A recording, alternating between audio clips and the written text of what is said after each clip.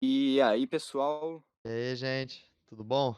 E aí, Ah, galera, tudo bem? Boa noite. então, hoje nós estamos com nosso convidado especial, Jason, Ah, gente. um amigo nosso, íntimo, mais assim do Gui, não tem lá tanta intimidade, mas... Eu acho que é que ninguém tem, na verdade. Ó, continua aí. Sei, eu acho que o Gui seja mais próximo, não é? Eu conheci ele Bom, agora, a gente se é apresentou antes de verdade, começar. é verdade. É, A gente se conhece há pouco nossa, tempo. que A da a hora. cada rolê a gente se conhece.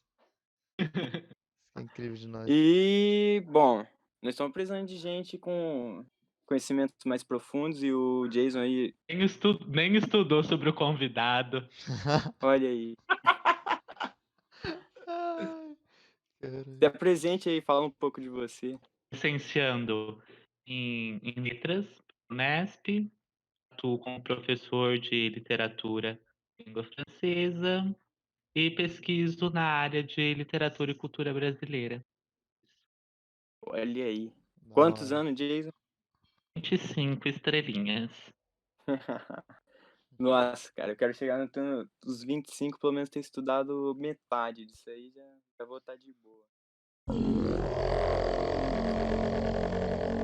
O que vocês acharam do segundo episódio, mano? Achei bem aterrorizante, cara. Não, ele é bem mais psicodélico que o primeiro, mano. Eu achei o primeiro bem viagem. Sim, mano, mas nossa, por O ter segundo, Achei mais. muito traumatizante, na verdade. É mesmo. Tipo, o cara chega no planeta lá, começa a ver os palhacinhos. Aí do nada tão matando os palhacinhos, mano. Tão comendo a carne dos palhacinhos. Tá saindo tripa.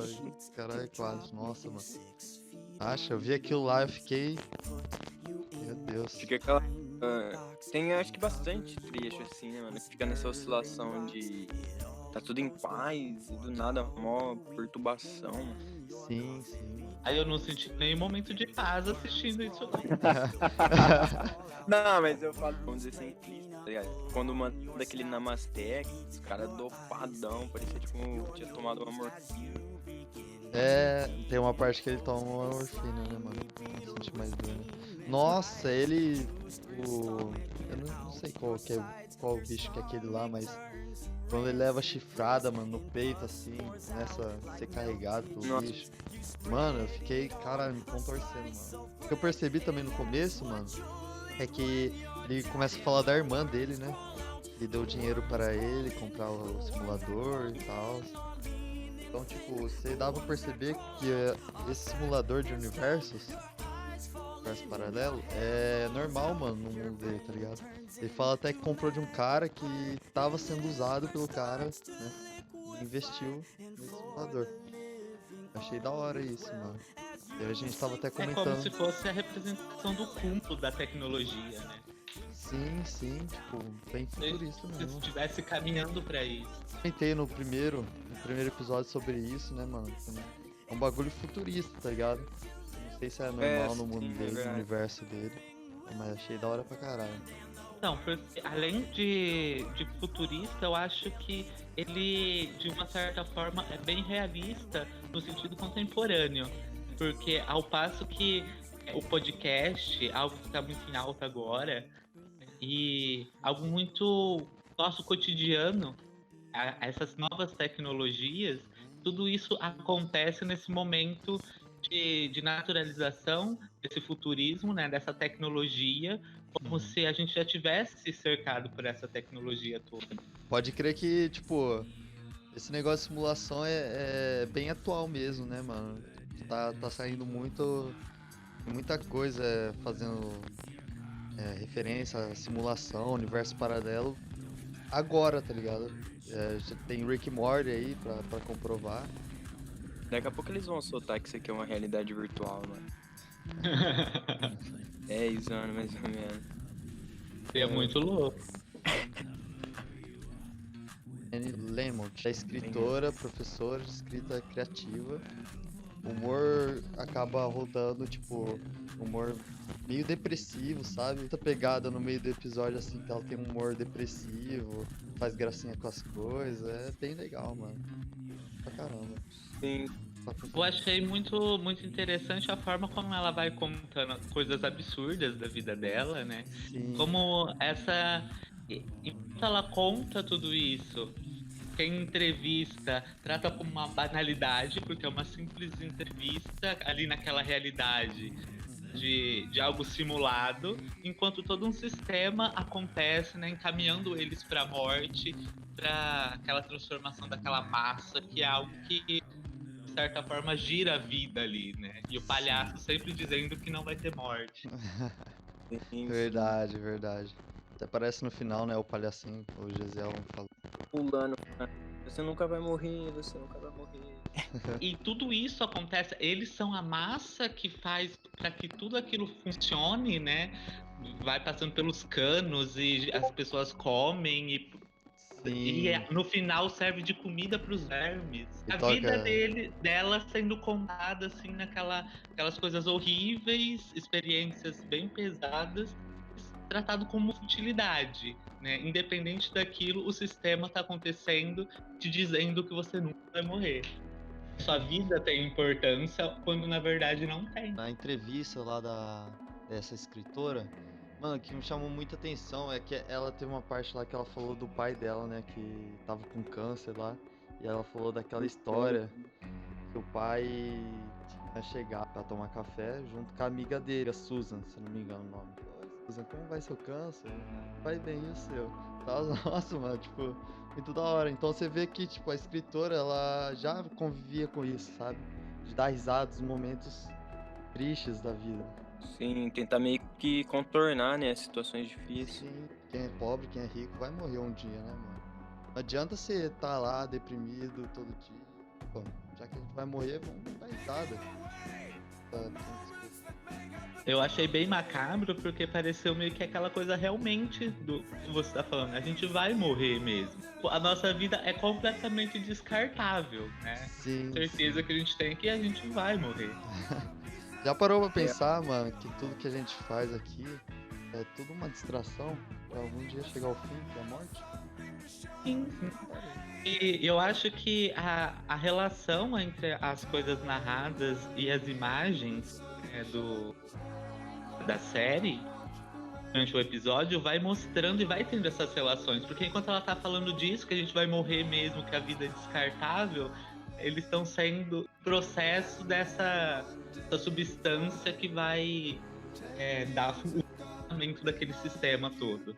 Mas tipo assim, com a relação da questão da morte, né, e o palhacinho lá no final, eu Nossa, acho que pode você- ter uma relação de referência também com algumas visões de mundo, que nem você pegar o biocentrismo, tá ligado? Eles rejeitam essa questão de morte. Tudo volta pro meio, né? Assim como você tem aquela relação de que um vira o alimento do outro ali e fica esse ciclozão. Então, essa relação que nem o Jason falou, né? Acaba tirando a importância da vida, né? Acaba deixando a vida algo sem muita importância. Na verdade, você vai estar uma constante transformação ali. Então, aí essa relação cabra de ficar ali, eu acho que seria alguma das coisas que talvez perturbe também o Clancy, né, cara? Ele é um personagem que já é bem vivido. Ele fala, acho que no primeiro episódio ainda, que ele viveu por vários anos ali. Eu acho que ele fala que ele tem 44, não sei. Os 40 anos de experiência são de experiências tudo virtuais, né? Simulação da vida real. Até que ponto essa experiência pode ser levada a sério? Eu acho que quando o G se referiu aí aos palhacinhos, eu lembrei de uma outra referência. Por exemplo, o cenário já estava bem encaixado a respeito da morte, né? Da parte do fim. Eu falo que eles sacaram uns palhacinhos ali pra realmente dar risada da morte, tá ligado? Tipo, considerar isso como uma coisa normal e realmente viver essa passagem, né? Até chegar o dia certo, a hora certa e tal. Pronto, acabou. Aqui, né? Nossa, pode crer. Eu também acredito que eles fizeram isso. Mas se a gente pensar no plano de fundo da narrativa, né, da conversa, mas a parte da narrativa que é construída por meio das imagens, a gente vê ali que tem uma disputa, né? Uma briga entre os palhaços, né? Fazem funcionar todos os palhaços, aquelas pessoas infiltradas, que tá sempre colocando bom e que no final acaba de fato alguma das pessoas e os palhaços se enfrentando. Sim, Como se fosse uma luta de poder, né? E quem tá Tem no poder, os palhaços, você não vai morrer, essa ideia. Desculpa te cortar. Sim, a maioria das religiões, né, elas falam que, tipo, depois da morte, a vida continua e você vai ter uma nova vida, etc. Vocês acham errado, tipo, rir da morte, assim, tipo, Porque acha da revela hora? um ponto de vista muito peculiar a respeito dos outros. Eu posso estar sendo aqui uma pessoa sincera, dando risada desse assunto, e sem nenhuma intenção maligna, tá ligado? E chegar alguém que é de uma religião e se ofender. Só que prova a pessoa vai ter que eu tive essa intenção? entra no quesito da intolerância, né, cara? A pessoa não saber lidar com visões Dualidade também, né? Então, essa questão da religião é realmente muito complexa, né? Porque é uma forma de ver o mundo. Essa questão da morte, se a gente for analisar nas histórias das religiões, a gente vê que é muito um tabu as religiões de matrizes ali hebraicas e cristãs, né? Judaico-cristãs. A nossa sociedade tem um tabu muito grande com a morte. Se a gente pensar em visões religiosas até anteriores a essas e outras formas de manifestações de religiões ainda no mundo hoje, a morte é encarada como um final de ciclo mesmo, né? Tem isso que o episódio mostra. Eles servem de tudo aquilo para no final ser o alimento do verme que vai gerar outra vida, que vai fazer nascer o palhaço dentro do culto, vai gerar todo o ciclo novamente. As grandes religiões cristãs europeias antes do cristianismo pensa nisso, né? O humano, o homem, como parte da natureza, assim como algumas comunidades indígenas e outras religiões não têm essa matriz cristã que coloca o homem como o mais importante. Se a gente pensar, a igreja pregava que o planeta Terra era o centro do universo até poucos séculos. Então, essa imposição de a nossa vida importa, nós somos importantes, nós pensamos. E isso faz com que a gente pense que a nossa vida tem significado, tem sentido. Ao passo que não. Nós fazemos parte de um ciclo, né, para manter o planeta vivo. E dependendo do ponto do que a gente acredita, né, das nossas tradições culturais, é um choque muito grande, né, ver essa outra realidade, ver essa realidade sobre um outro ponto de vista. O Jason falou agora, eu lembrei da parte que ele tava falando, sobre aquela parte que não sei que povo que seria aquele do desenho que se rebela contra os palhaços. Você vê que tem um grande sistema ali opressor naquele meio, né? E uma hora uma parcela da população ali se revolta e acaba batendo contra eles, né? E isso entra novamente na questão de ciclo, né? Você pode perceber que o ciclo aqui na vida, na Terra até então, se eu estudar a história, sempre vai acontecendo isso, sabe? Revolta de povo contra os governos maiores e acaba sendo uma morte isso também. A morte de um sistema, sabe? Morte Então, do sistema, a morte do próprio homem. E isso junto à morte do próprio planeta. A morte é o que está circundando tudo. Morte de tudo. E por isso que eu achei muito pertinente o lançamento dessa série pela Netflix agora. Porque eu achei muito atual e muito, muito rica no sentido artístico, no sentido de criar a arte, né, que é o campo que eu mais domino um pouco por minha formação acadêmica. A forma como contar a história é muito contemporâneo isso, né? É o que a gente pode chamar de pós-moderno, não gosto desse termo, mas é a arte aqui produzida nessa modernidade líquida, em que tudo Por é que um você não produto. gosta desse termo? Pós-moderno. Pós-moderno? Sim. Se pensarmos enquanto sociedade, construção do que é chamado modernismo, o que é a era moderna, ela começa a se ali no século XVIII, né? O surgimento da burguesia E os ideais de liberdade, os ideais de democracia, como a gente conhece hoje, né? A gente vai ter as grandes revoluções, a Revolução Francesa, Sim, a Revolução Inglesa, que vai trazer esses ideais, né? O povo, olhar para o povo, sim. voz a essas comunidades e descentralizar o poder absoluto do rei. Uhum. E isso começa a ser criada essa modernidade lá no século XVIII. E não está num sistema diferente. Acho que falando mesmo do Brasil, ele foi um dos. Ah, o Brasil sempre tá em último pra fazer essas coisas, sabe, mano? Foi bem no final do segundo reinado, né, que aconteceu essa toda modernidade no Brasil, etc. E sempre tá atrasado algumas coisas. Falar assim da nossa Sim, cultura. a indústria de fato começa no Brasil nos anos 30, né, com Sim. Era Vargas. É, Então a gente está 200 anos atrasado, se a gente pensar nesse sentido. sim. Então a gente não está pós-moderno, a gente não passou ainda essa modernidade. A gente está ainda no que é moderno, de outros meios, né? Principalmente agora com a revolução tecnológica, a tecnologia, a internet e tal. Então a forma de organizar mudou. A gente está vivendo sobre os mesmos poderes.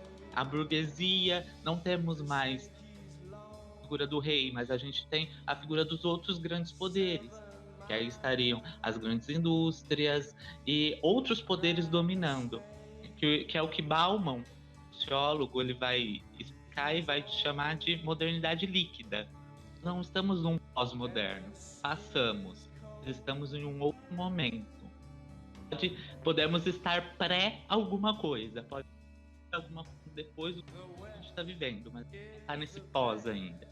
Bom, como entrou nessa relação da morte, a arte, eu já quero aproveitar o gancho, né? Hoje, no caso, quando sair no ar, não vai ser mais hoje. Mas saiu meu vídeo, segunda-feira, dia 1, e sobre a morte no canal da Toca do Coelho Records. Falando É? sobre a morte numa poesia, né? Eu fiz uma recitação. Sim. Se vocês Um quiserem link acessar aí então o vídeo do Gesiel, vai estar aqui embaixo na descrição. promovendo a arte aí aqui na nossa vila Urupês. Legal. E tipo assim, quando eu fui fazer essa poesia, né, da morte, eu acabei entrando numa pesquisa histórica e filosófica sobre o sentido da morte, né?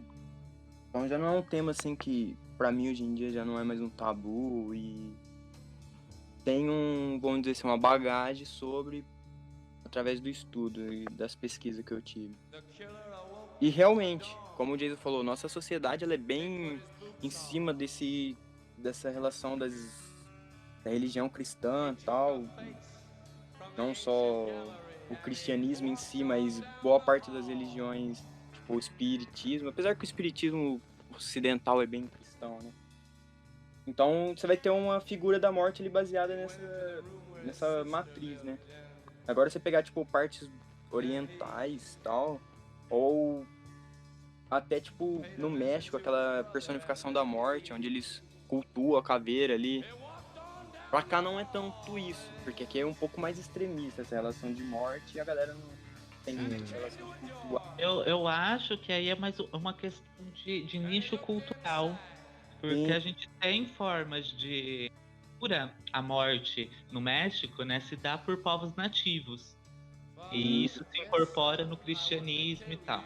Aqui no Brasil a gente tem um pouco disso também, né, por meio das religiões afro-brasileiras. A gente tem divindades, né, que são cultuadas, que são, de certa forma, os provedores da morte, né? E a morte exato. não é vista muito como tabu.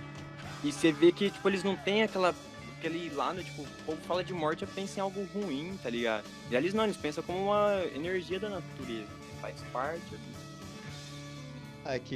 Então, aqui na nossa cidade a gente tem uma coisa emitindo morte, assim, sabe, velho? Tipo, a igreja, tá ligado? Toda vez que morre alguém, ou você vai lá, eu não sei como é que funciona ainda nesse sistema.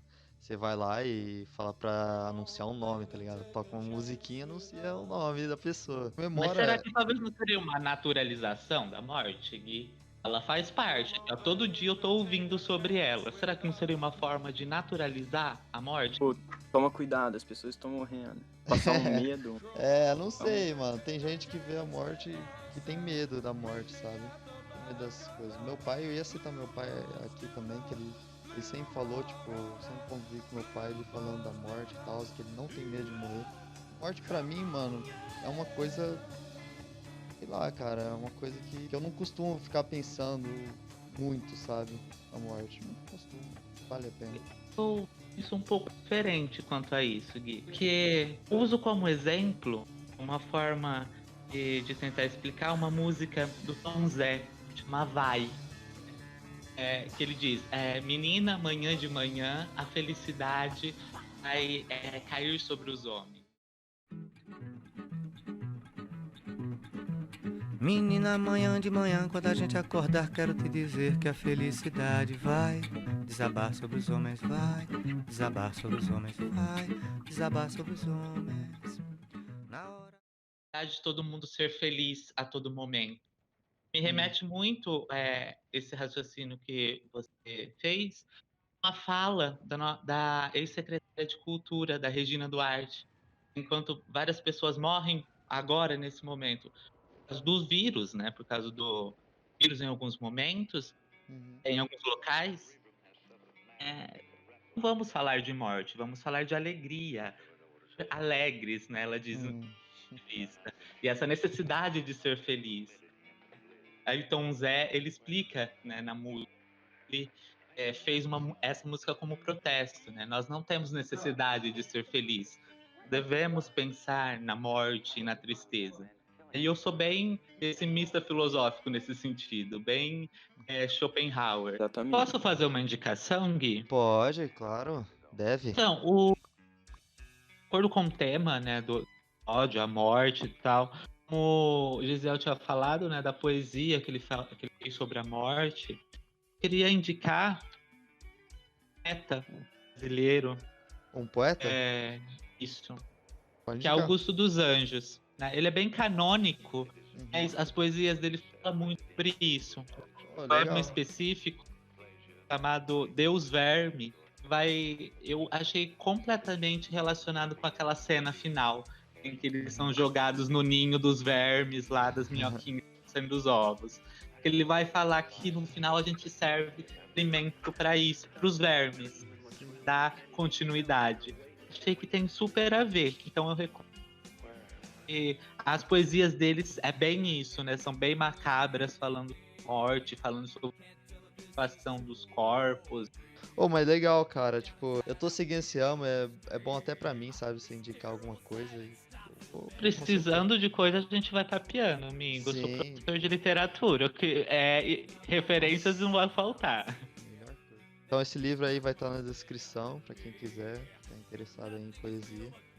Interessante, eu vou dar uma olhada também nele. Então, essa necessidade da gente ser feliz, né, de ser imposta a felicidade toda hora, a gente não pensar em algo tristeza, né, em algo que nos traz tristeza, que nos traz a morte, né, algo que é ruim, nos aliena dessa realidade humana, né, dessa noção de que nós somos finitos, de que a nossa vida realmente não importa, porque a gente vai morrer.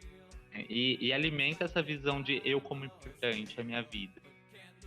E é o que a gente está vendo agora, um discurso também sobre isso, sobre essa felicidade em que a gente está convivendo com a tristeza. Sim, eu acho importante a gente, nesses tempos de quarentena, a gente saber como que é a morte, sabe? Porque tá só protegendo sua vida, você tá protegendo a vida do seu pai, da sua mãe, da sua avó. Tá? Então é importante ver a morte, independente, sim. Eu vou ver a minha morte, sabe? Agora falando de mim mesmo, eu acho que não acredito que eu vou estar lá todo dia pensando na morte, cara. É difícil lidar com a morte. Eu tenho um comentário a fazer a respeito da morte. Falar. O meu caso nunca foi voltado à morte, assim, é pra pensar na minha, né?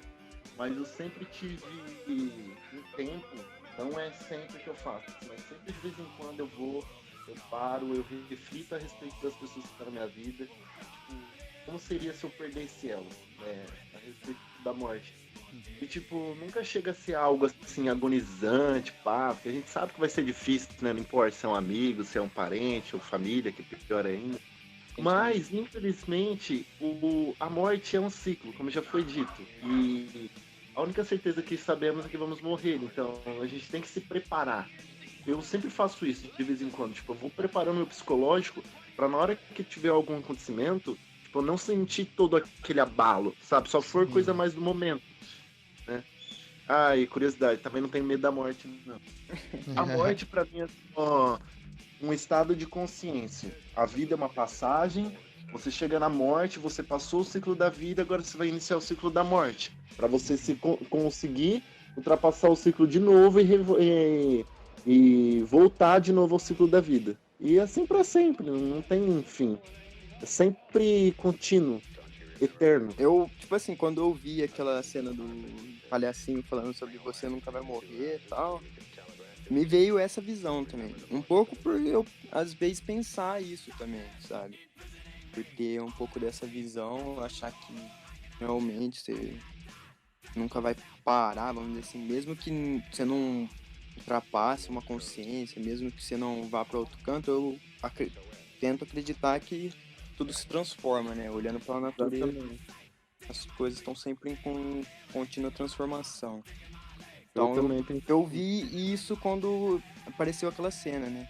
Ele querendo dizer que, na verdade, essa relação de transformação, você nunca vai morrer, porque você sempre vai estar se transformando, sabe? Sempre se mudando. E isso acontece no episódio, sabe? Mesmo eles estando lá naquela massa e tal, eles continuavam tendo consciência, sabe? Um negócio muito estranho. E muitas vezes eles iam mudando a forma deles ali. Eles usavam muita referência para falar sobre esse assunto. Mas eram umas coisas assim, tão importante que eles falavam, só que tão mínima, que passava como detalhe. Se for, tipo, que eu reparei desde o primeiro episódio, é um bombardeio de informação, desde o início do episódio até o final. Aí você tem que fazer o quê? Você tem que captar o máximo que você conseguir. Porque os personagens parecem que não respiram, eles só falam. Aí quando você vai perceber, você só aprendeu o essencial e ficou um monte de coisa pra trás. É verdade. Verdade, desde o primeiro episódio lá, eles só falavam e depois do nada mudava de assunto, você nem soube quando eles tinham mudado de assunto. Né? Tanta informação. Mas... Eu só não assisti 2 vezes por preguiça, né? Mas... E do ponto de vista artístico, acho que tem tudo a ver, né? Naquele sentido da arte moderna, desse pós-moderno que a gente chama. E é uma arte fazendo a crítica sobre isso, em cima disso, né? Da mesma forma como ela critica, e ele começa ouvindo sobre um podcast, ouvindo sobre não baixar avatares, ele vai e baixa avatares e depois abre várias coisas na tela e ele quer se livrar daquilo, mas só que ele vai fazendo essas críticas sobre esse excesso de tecnologia ao passo que ele usa esse artifício, né? Ele vai mostrando várias informações na tela e são várias referências realmente com vocês, se piscar a gente não vê nada. Mostra aquela referência dele vendo um streamer, né, um cara ao vivo e os caras fazendo donate, né, pra ele. Aí ele fala no final até do episódio ele fala pra fazer uma propaganda lá, não sei, mas vestiu uma camisa lá do Midnight Gospel. Eu acho que é o fã número 1 dele ainda, né? É o único cara que é o fã dele? Não sei, eu perdi. Mas faz essa referência. Uma coisa que eu também achei interessante, que eu reparei, não sei se vocês perceberam que é muito brisa, o cachorrinho dele, mano. O cachorrinho dele tem a barriga de um universo, como é que é aquela parada lá, de uma galáxia? Joga o bagulho lá e some. É tipo um buraco negro, né? Não, só eu que vi isso aí. Eu vi. Eu reparei também. Eu vi também. Bom, Chico, tá louco. Quando no primeiro episódio também aparece. Ele tirando as coisas da barriga do cachorro, ele tira um taco lá. Cachorro estranho, você é louco.